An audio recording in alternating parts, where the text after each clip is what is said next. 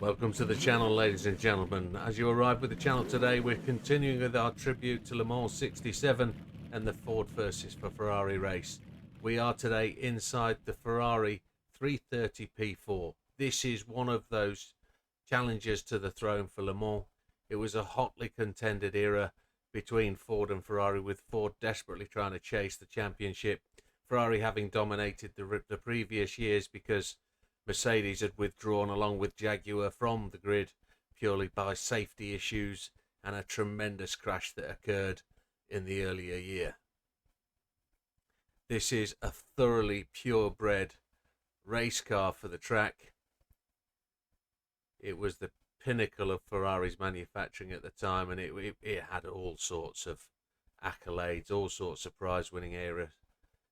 It's won so many trophies, and it's truly a phenomenal race car, and it makes a real good piece in the Ford versus Ferrari picture. What more can you say? I could back it up with facts, but we're here to grind.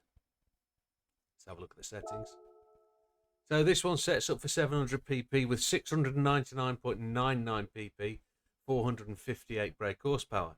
We're on racing hard tyres. We really couldn't find a way to get them in because we were just fighting to get as much power to the track. So as long as the hards are going to cut it, they'll be what we're using. Suspension comes default on the car. You can't change it. Everything is set as it is. Fully customizable diff, which we've managed to change to 555. I wonder why. Downforce is tuned to meet the PP requirement. It's a race car. You can't go and change anything in the auto shop. So downforce on the front at 145, on the rear 198. Fully customizable ECU at 100. Funnily enough, if you change it to normal, it's the same. Let's not worry about it. What was the PP, etc. is all the same. So ballast added 50 kilograms, positioned to the front of the vehicle. Power restrictor at 91, purely to meet that PP target. Fully customizable manual transmission at 330. We actually use that because the racing PP takes us over by about 8. We have got no turbocharger, but there is 2 available. Intercooler set to none. Everything else is default. Brake control has been added. We've got no clutch or flywheel option. We've got the stroke up, titanium connecting rods and pistons is installed in the racing crankshaft. Increased body rigidity is also there. Let's get to the track. Welcome to the World Touring Car 700. Here we are at the Le Mans Tribute. We're at the head of the race with the 2 top starring cars. Today's is the Ferrari 330 P4.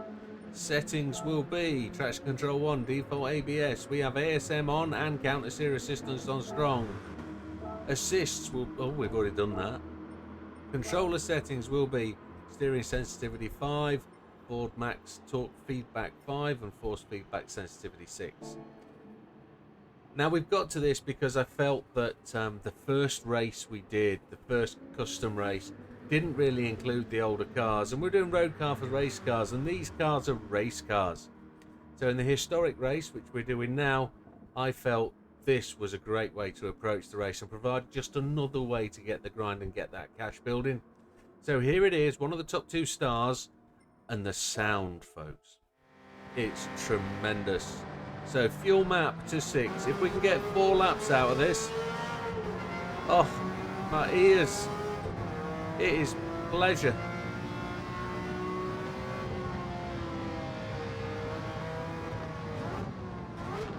Now you won't have seen the video because I bought the Lamborghini Miura, the prototype from 1967, to the track, and that revs to 10,000 RPM, 9,500 red line, but you can push it on and it is absolutely stunning. But the car itself, in my hands, was just an absolute slug. I felt that it wasn't representative, and it was a prototype and would probably never have made the race anyway in 67. So you're going to see it in the final race, but you won't get an internal. We won't do a race for it. Now this race is all about the 330. A starring role in the film because it was the hot competitors for the race.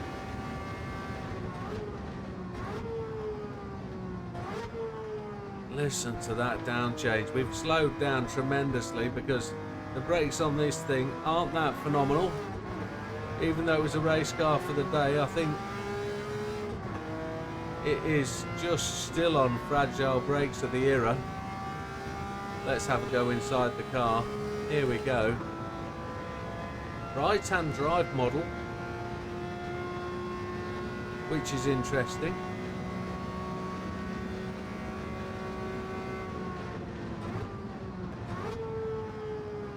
We're up to 12th place. The gear sticks on the right also. You can tell that because the driver doesn't have his hand on the wheel.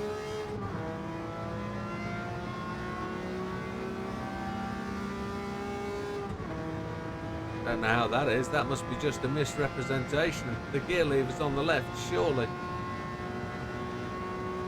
5th speed.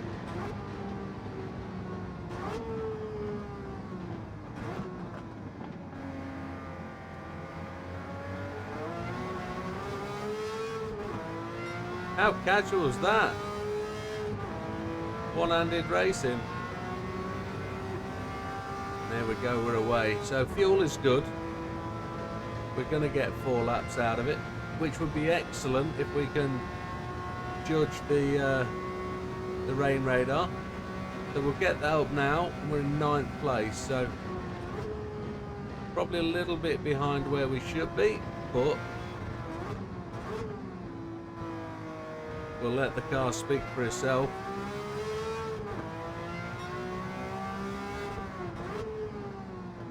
Maybe with a bit of gearbox tuning we could extend 4th and 5th to give us longer legs. But at this moment in time it's a very drivable car. We're 10 seconds behind the leaders. We're making ground. Max speed's around about 180 mile an hour.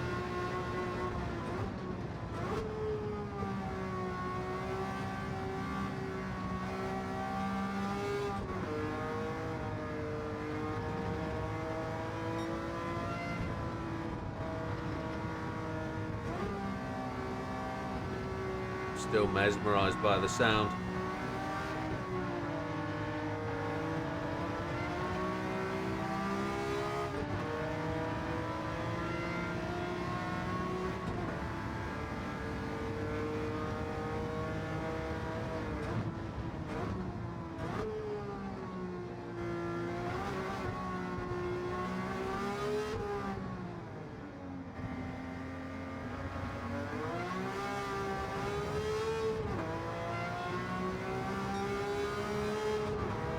So we come across the start-finish line.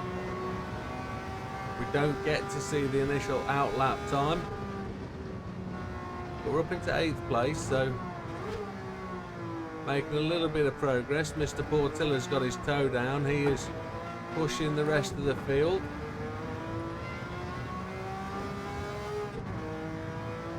We will make inroads.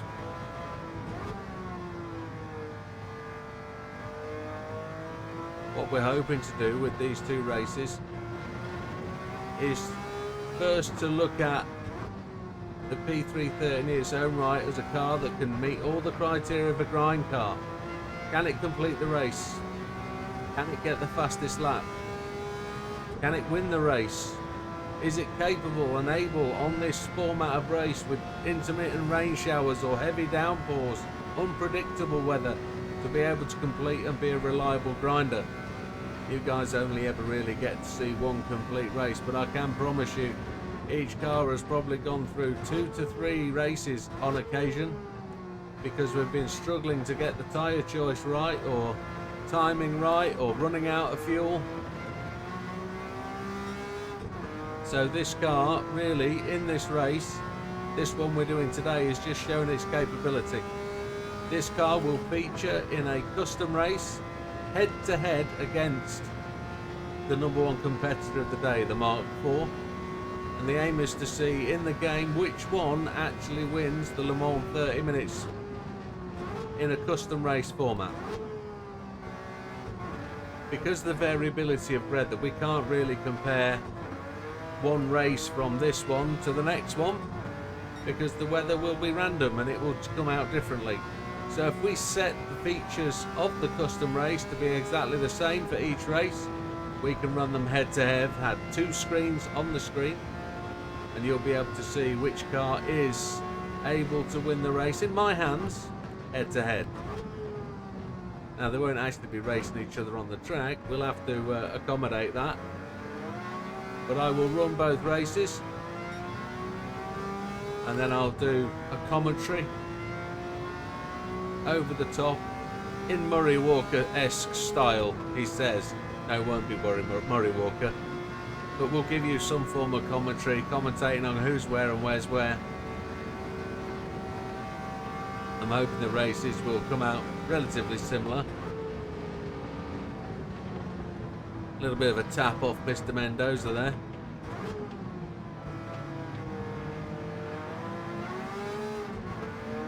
That rain looks like it's hovering out there quite menacingly.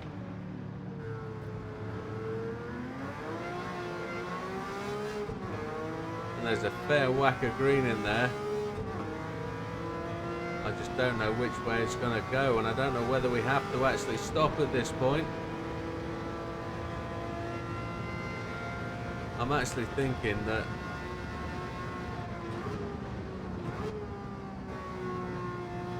oh look, there's yellow in there. We might be better off. Actually looks like it's dissipating and moving north. We might try the 3rd lap just to see where we go. It could be a mistake. Up to 5th place at the end of lap 2.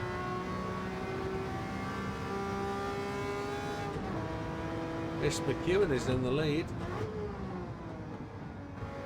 Well, she's doing well to do that. Yes, that heavy rain is dissipating. Everybody else, Miss McEwen has gone to the pit, so we're just going to carry on and see where it takes us.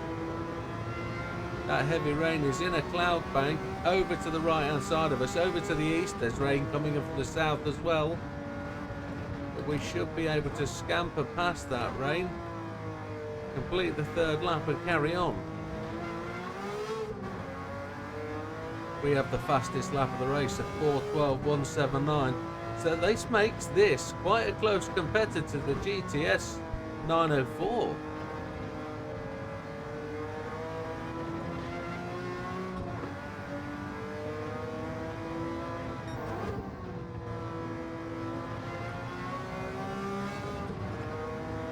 That's rain bank's just going to skirt around the edge. Oh, that volume, that's beautiful.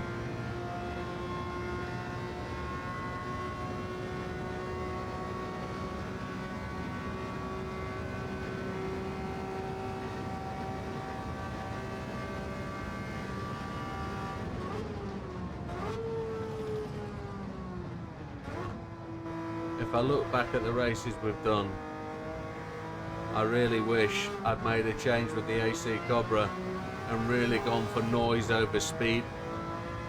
Really wish I'd added the extra engine parts to give it its real throaty V8 roar, because this lovely sound of this Ferrari engine, naturally aspirated, just absolutely insane. It's lovely. We're in 2nd place now, chasing down Mr. Portilla. As we skirt through the rain clouds, it's greying over. At the circuit, it's feeling quite moist. How are we looking for fuel? The tyres are holding out. We've definitely got a 4th lap on. So as there's no rain in the air, it looks like as the sun breaks back through, we should be able to push on. We should be able to push on and go for that 4th lap.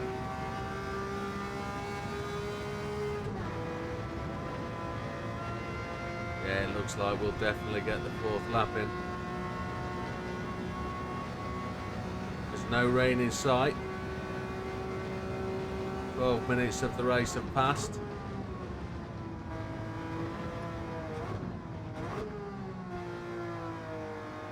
As we approach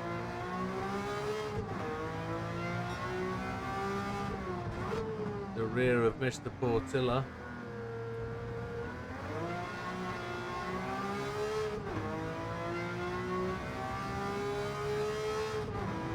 No real indication yet of whether we're on target for another fastest lap, but as it remains dry, we might as well keep pushing on. Rear tyres are looking really healthy.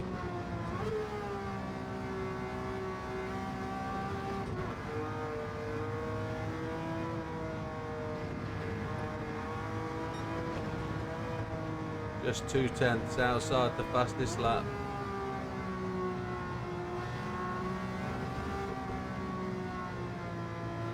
We can actually make that up if we really wanted to. Mr. Portilla should be going to the pits on this lap.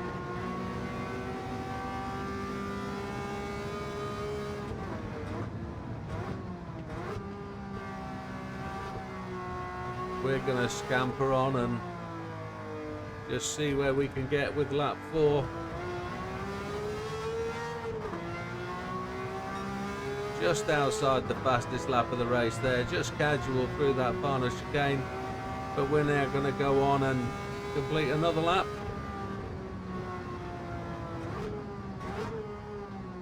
Waiting for that anticipated rain to come or not come, as the case may be.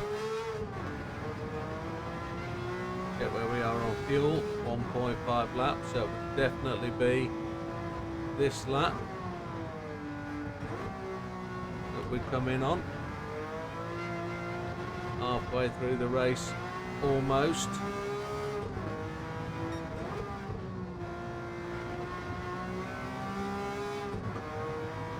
Is that more rain coming in from the right hand side? Is that rain on the left hand side gonna move on past? 30 seconds in the lead.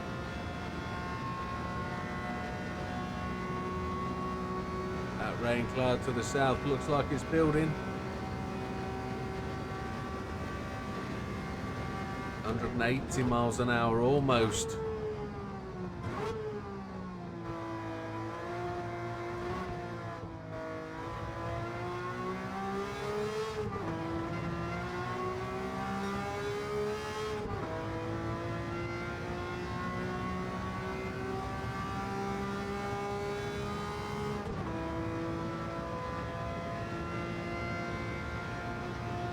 Interesting that Mr. Kevlin will come to the front of the grid there. He actually started in something like 17th place.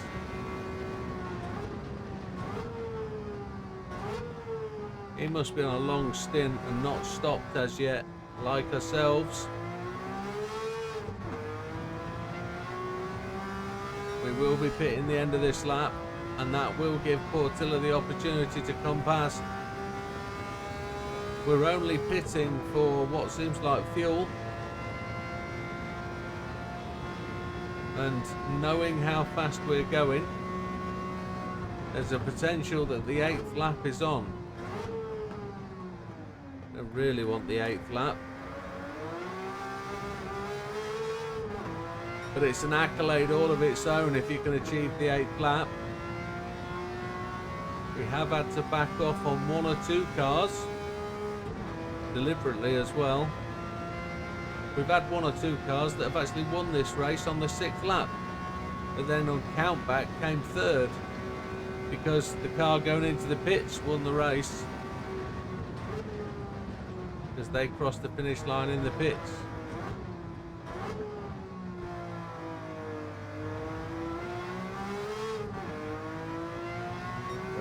Seconds in the lead. So we're going to have to make one of those rules-based decisions. All the evidence says that race tyres are the ones to use, and we're going to take 3 laps of fuel, it would suggest. 5, 6, 7. We could probably take the 8th lap.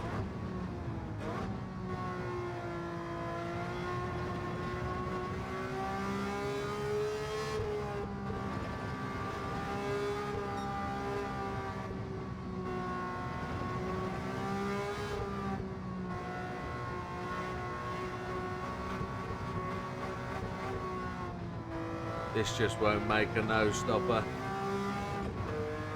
I wonder if you could make it a no stopper by stretching the fuel. You're going to get a penalty for that.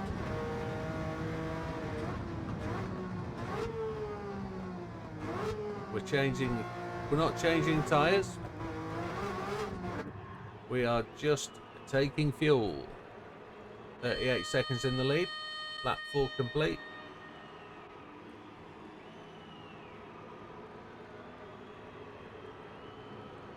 .13 remaining.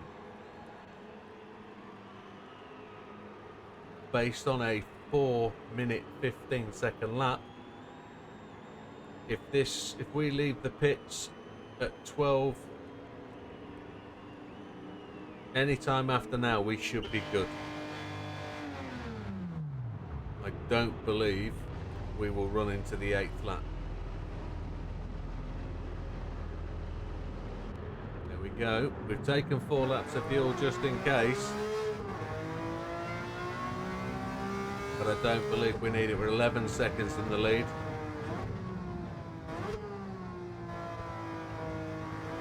Imagine that over 24 hours.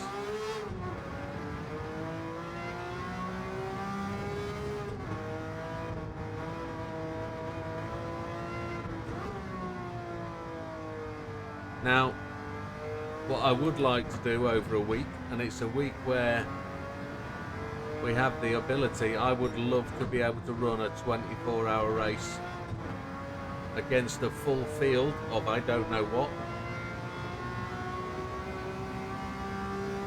I don't believe I'll be able to do it in one take, so I'll probably have to do it over maybe a week of 6 days at 4 hours maybe. Where we see how many laps we can run in 24 hours.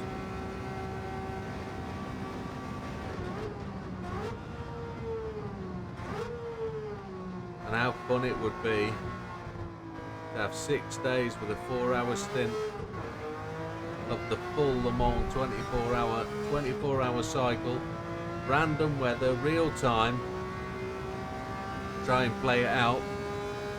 Probably live stream it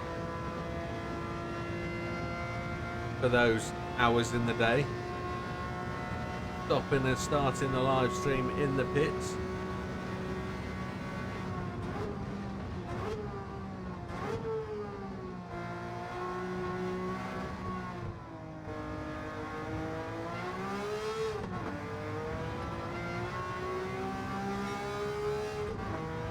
What I do know is I wouldn't earn the daily tickets, but if we've got nothing better to do for a week, 4 hours a day, that'd be 8 PM till midnight every day, 4 hours.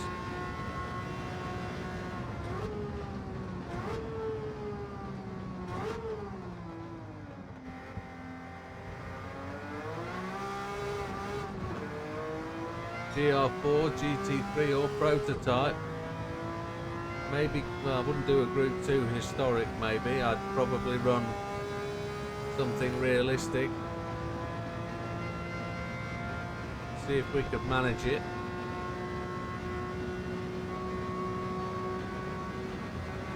I'd love to be able to do that. However, back to this car in the race. We're 7 seconds ahead. We seem to be just eroding a little time to Miss McEwen. And we have rain on the radar, which I wasn't really caring about. I was just ignoring. 9 minutes left. Are we just going to skirt down the edge of that rain?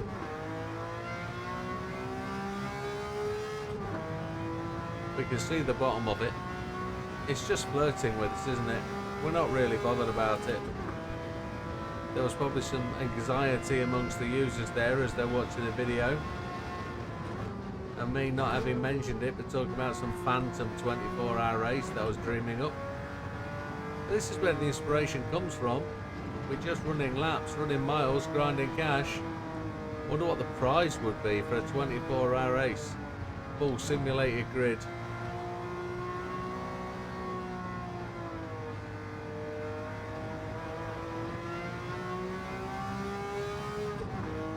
I wouldn't be able to use my machine for anything else for the week. because it'd be locked to that. I'd probably have to do it on the PlayStation 4, to be honest. Leaving it on all week. I've just missed the pits.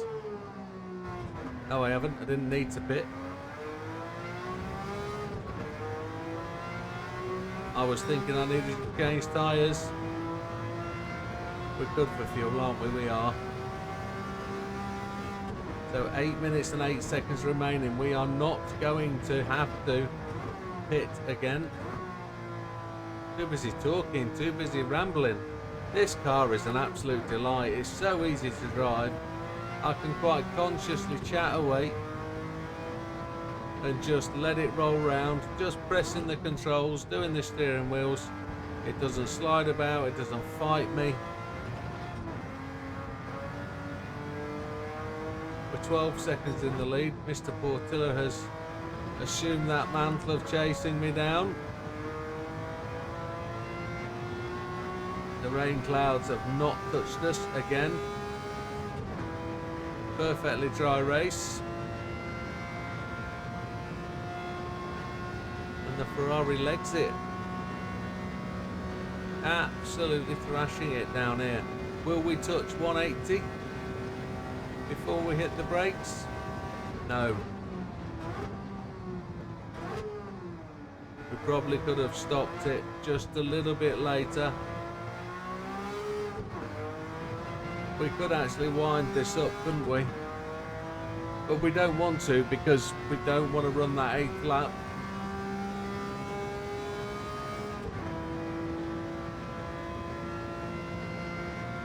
The 8th lap breaks the rules.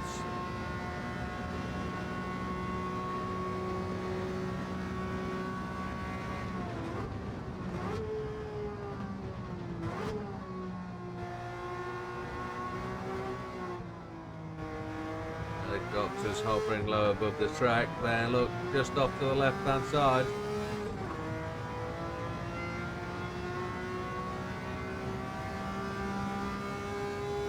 So we are 14.2 seconds in the lead. Mr. Mendoza batting a bit higher than he normally would. Mr. McEwen down there, just languishing a little bit back in 7th place.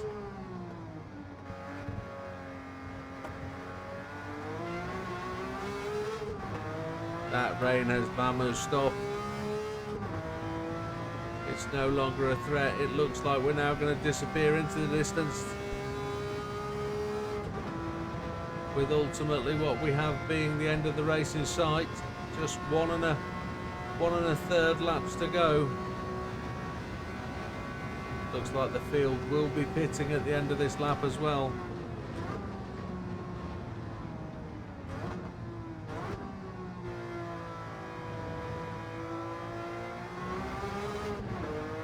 We did use this car not so long ago at a time trial challenge at Monza.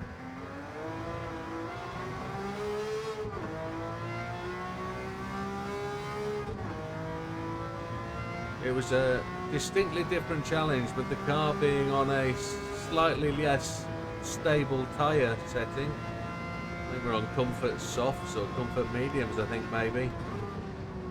Might be sport tyres if we were lucky.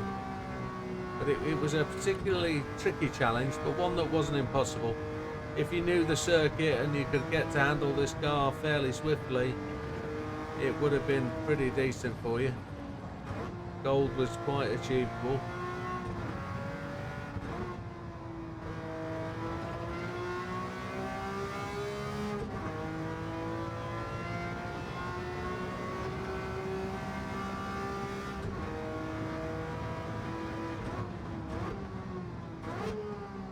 So 4 minutes 14, 4 minutes 12.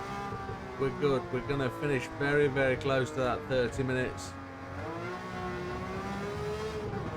19-second lead over Mr. Portilla. I anticipate him going to the pits anyway. Track felt wet coming through there. There he goes. And I reckon the rest of the pack, except for McEwen, will disappear there also. Kind of expecting McEwen, maybe Kevelum if he's anywhere around, to come on through and make an appearance.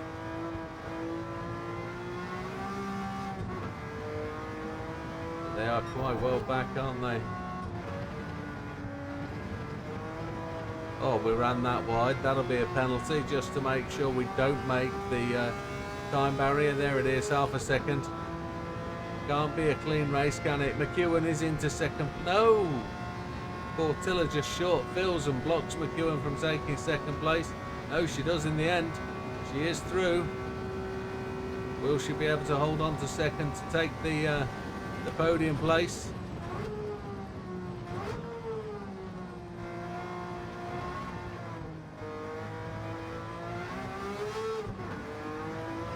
A half-second penalty is just a throttle lift, so we're half a second faster on the fastest lap, which of course we'll lose. We've got plenty of fuel, I think. 1.8, yes, we've got plenty of fuel. No rain on the rain radar. Let's bring that up accordingly.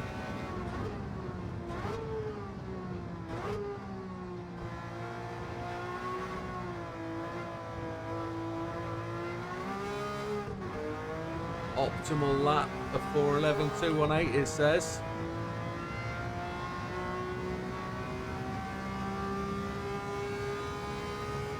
Just a fraction slower in session 3, but we're still on with a purple lap.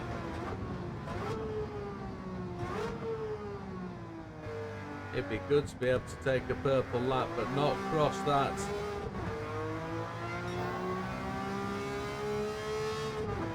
We're not going to be purple as we cross the line because we're going to lose half a second.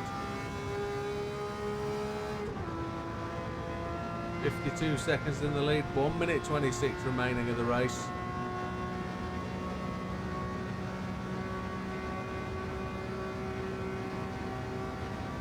Now certain cars we can turn into this corner so late.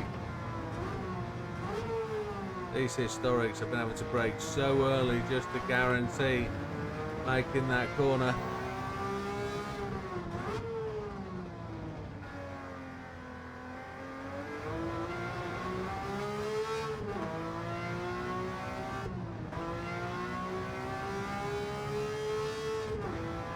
Half-second penalty served with 52 seconds in the lead.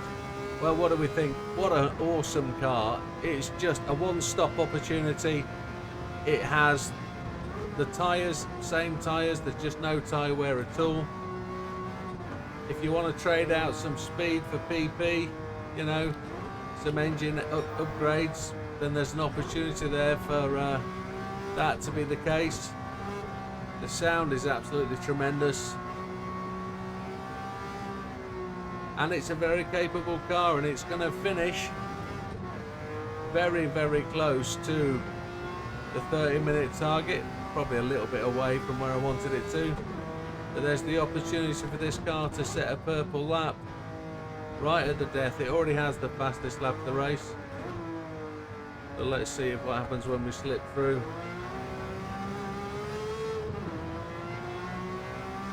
There's an 11, so it did do it. It set another lap on the end. Absolutely stunning car. Well, proud of its place in history, and quite as it should do. What a fantastic car for grinding. That will earn you many, many credits in my opinion. So 30 minutes 11 seconds. We're almost getting 2 races into the hour with a comfortable win. Fastest lap of the race of 4:11.856. In other capable drivers, it might be able to do that, but you don't want to do the 8th lap. The 8th lap will run it over. And there we have another million credit. Well, 825,000 credits onto 27 million. And again, the inside view. That gear lever is on the right-hand side, look. There it is. And it always drives one-handed in this beast. Well, would you know it? A right-hand drive car of this nature. This must be absolutely stunning in 3D. Absolutely awesome. But folks, this is one of those options for you to choose. If it's something you want to give a go at, I can recommend it highly. But with that, thank you very much folks for joining us on the channel. You do what you want to do. We'll see you on the next one. All the best. Take care.